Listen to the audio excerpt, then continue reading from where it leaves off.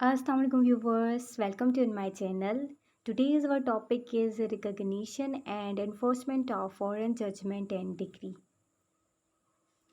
Recognition and enforcement of foreign judgment and decree ये अपने आप में ही एक इम्पॉर्टेंट एस्पेक्ट है प्राइवेट इंटरनेशनल लॉ का, क्योंकि जब डिफरेंट कंट्रीज़ के लीगल सिस्टम के बीच में कॉन्फ्लिक्ट अराइज होता है उनके इंडिविजुअल्स की वजह से, तो उनको रिजॉल्व करने के प्रोसेस में जो सबसे पहला क्वेश्चन राइज होता है वो होता है जुरिस्डिक्शन ऑफ द कोर्ट्स, यानी किस कंट्री की जुरिस्डिक्शन में वो मैटर डील किया जाएगा। उसके बाद जो नेक्स्ट क्वेश्चन अराइज होता है वो होता है चॉइस ऑफ लॉ, क्योंकि जो इंडिविजुअल्स हैं वो डिफरेंट स्टेट से बिलोंग करते हैं, तो इसलिए किस पर्टिकुलर कंट्री का लॉ अप्लाई किया जाएगा।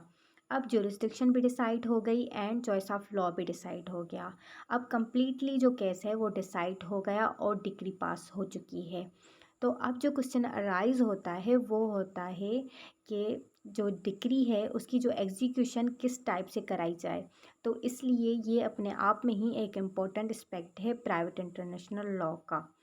If the judgment is pronounced by the court have jurisdiction then it will be enforceable,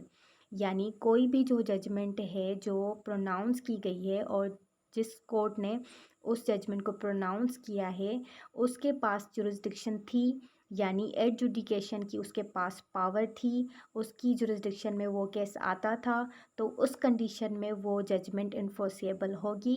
otherwise वो इन्फोर्सिएबल नहीं होगी। If it is a fundamental principle of law that judgment by court which has no jurisdiction will be considered as null and void. ये अपने आप में ही एक fundamental principle है कि सपोज़ दैट कोई भी जजमेंट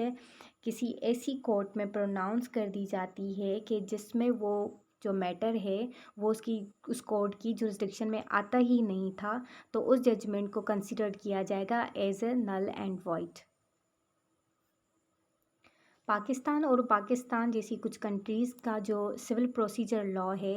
वो कुछ रूल्स बताता है regarding the recognition and enforcement of foreign judgment and decree. Now as per the some sections of CPC,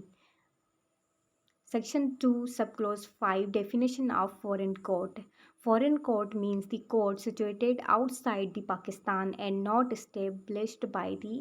center government. Foreign court हम उसे कहते हैं कि जो पाकिस्तान से बाहर सिचुएटेड की गई हो और जो इस्टेब्लिश नहीं की गई हो पाकिस्तान की गवर्नमेंट के through. Next is section 2 sub clause 6, definition of foreign judgment. Judgment pronounce by the foreign court will be considered as the foreign judgment, यानी कि ऐसी कोई जजमेंट जो प्रोनाउंस की गई हो किसी फॉरेन कोर्ट से उसको कंसिडर किया जाएगा as a foreign judgment. Now section 13 of CPC, when foreign judgment is not conclusive in nature. Section 13 में कुछ कंडीशंस बताई हुई हैं जो अगर किसी भी फॉरेन जजमेंट में होंगी तो उसको नॉट कॉन्क्लूसिव इन नेचर माना जाएगा, और जो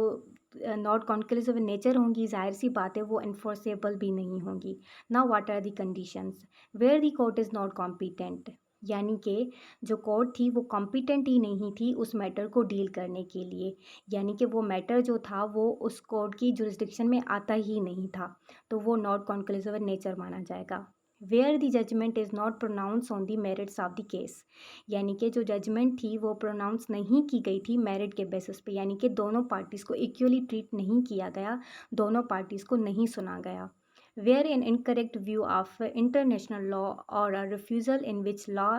such law is applicable, यानी कि इनकरेक्ट व्यू दिया गया था इंटरनेशनल लॉ का और रिफ्यूज़ किया गया था पाकिस्तान के लॉ को जो वहाँ पर एप्लीकेबल था, यानी कि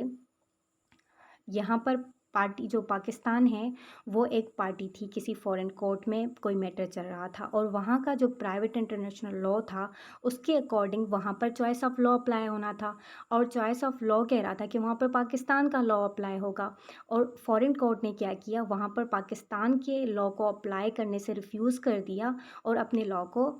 अप्लाई कर दिया, तो वो भी in not conclusive in nature होगा। Next is where the it oppose the natural justice, यानी कि वो जो जजमेंट थी वो अपोज करती हो नेचुरल जस्टिस को।